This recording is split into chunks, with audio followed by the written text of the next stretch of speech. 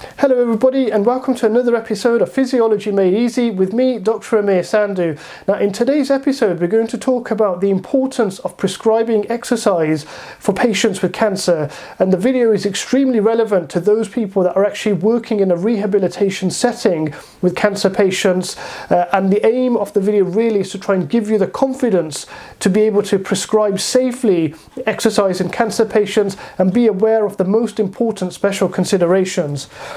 So in terms of the understanding or the learning outcomes to get out of today's presentation, I want you to be able to understand the basic pathophysiology of cancer, and then also be able to understand the scientific basis of prescribing exercise in this population. And the most important learning outcome is really to have the confidence to be able to really make an individualized, specific cancer-related exercise prescription program. So that is the purpose of the video. So let's get straight into it. Now, cancer occurs when we start to get mutations in certain genes or the sequence of the base pairs in our DNA, and that can cause mutations in our genes. And essentially, when we have a mutation in a particular gene, then what will happen is we'll have too much of that gene, and that will cause uncontrolled cell growth, something which we call neoplasms. Okay, so normally the trillions of cells in our body undergo a process of mitosis, so they grow and divide, and they inherit the genetic instruction from their parent cell, and you have these sequence of base pairs. Now, at some point there is a mutation in that gene, and that causes the uncontrolled cell growth. Now, importantly, when you have a neoplasm or a cluster of cancerous cells, what they tend to do is they tend to take away nutrients from healthy cells. They tend to take away the blood supply from healthy cells. They also cause compression of the surrounding healthy cells as well, and over time that causes degradation of healthy cells, and that's what causes some of the complications of cancer. And that's how sometimes it can be so aggressive, because once it starts spreading and growing, it starts affecting the nearby healthy cells. Now, there is a process where malignant cells at the primary tumor site can actually move into the circulation, into the blood vessels or to the lymphatic circulation, and travel within those circulations and actually get lodged. Those tumor cells can get lodged elsewhere in the body, and when that happens, we say that the cancer has actually metastasized, which means that there's a secondary growth elsewhere.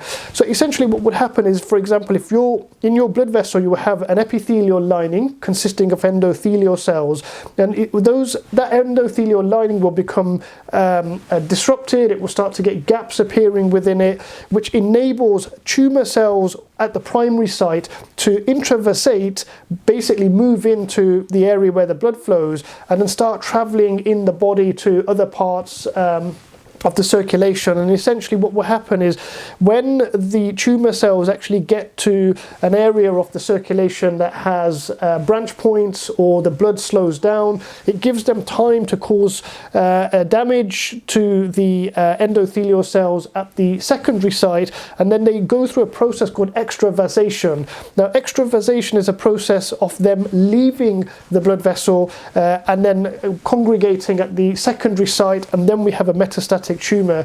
So cancer is something that can actually be, its symptoms can depend on whether it's contained within its primary site or whether it's spread to a secondary site and metastasized. Now, cancer is extremely prevalent in the UK and worldwide, so it's definitely a condition that you're going to come across, and in terms of metastasis, you will often get patients that are referred with metastasis, and very much the metastasis depends on where in the body the primary cancer actually occurs.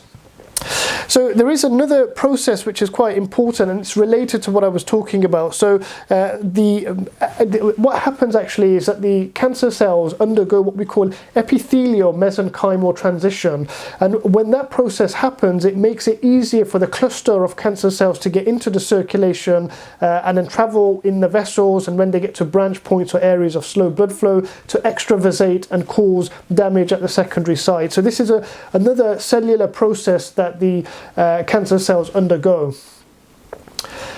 In terms of the symptoms of cancer, so when a patient presents in a rehabilitation clinic, they're going to have symptoms which are dependent upon where the primary cancer is or where the metastatic cancer is, and that will vary from the types of cancers.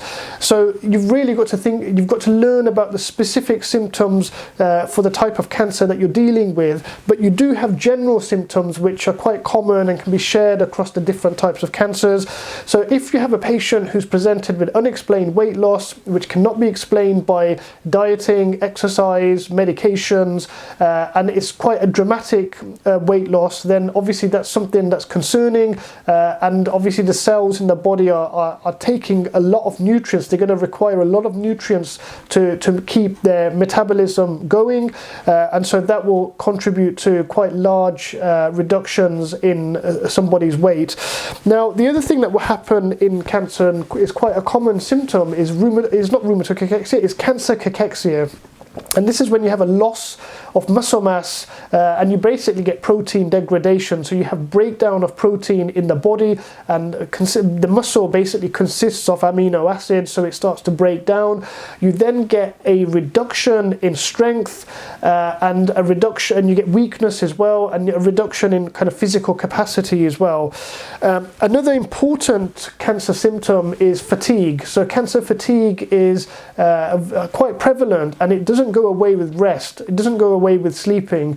So cancer fatigue is something that is very difficult to deal with, but it is something that happens as a result of the neoplasms occurring, or through a result of or a combination of the treatment regimens having an effect on the person as well. It also might be due to the muscle weakness and loss of aerobic fitness, which can reduce physical capacity as well.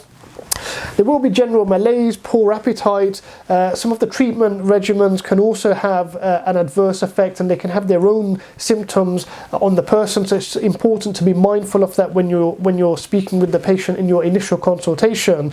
And there's also an infection risk in individuals that are having chemotherapy, because the immune system is suppressed, and that could have quite significant implications in terms of their risk of having exposure to certain illnesses, which might render them unable to do any form of physical activity. So one does have to be mindful of that, but we will talk about that a little bit more. And jaundice is a very common symptom for many cancers.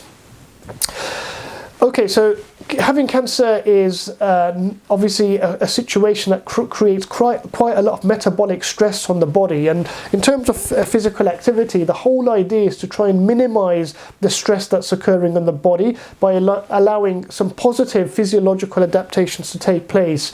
So first and foremost, this is a summary figure from a publication by Zhu et al., which was published last year in 2022. It's a very good paper that talks about the importance and the mechanisms of exercise in cancer patients, with a lot of the most recent scientific research. But this figure summarizes in a nutshell really what's going on. So in terms of the cancer risk, most of the risk factors for cancer concern our lifestyle. So smoking and overweight and obesity account for most of the new cancer cases in the UK. So they're large or big risk factors for developing cancer. Of course, things like the environment, so exposure to UV rays from sunlight, tanning beds, sometimes occupational hazards like asbestos, or agriculture and farming. The chemicals that are used there can trigger cancer, or can cause some of those genetic mutations to start occurring. And importantly as well, if you have a family history of cancer, then it means that you may already have a dysfunctional gene which you've inherited from your parent, and it normally takes two mutated genes for a cancer to start. So if you've inherited one already, and then you only need one in your lifetime, another gene in your lifetime to become dysfunctional for cancer to start. So family history is a risk factor as well. So you have these factors that can increase cancer risk. If you don't have a diagnosis of cancer, then the things that we can try to do is have increased physical activity and exercise according to the guidelines for your government. or particularly in the UK, has specific guidelines for aerobic and resistance exercise. However, if you're unfortunate enough to get a diagnosis of cancer, then where exercise comes into play is that by incorporating exercise into the treatment and management plan of the patient, what you're actually going to do is you're going to enhance the treatment effects that the patient might be receiving, whether that's radiotherapy or chemotherapy, and that's going to lead to improved prognosis and long-term survival. And that's what we really want. We want the patients to live for a long time, and we do not want the cancer to reoccur. Now, exercise will also help to reduce some of the symptoms of cancer. We talked about cachexia and we talked about fatigue, but there's also evidence to show that in terms of depression, anxiety, and in terms of your physical day-to-day activities, they can be improved with exercise training when you have cancer.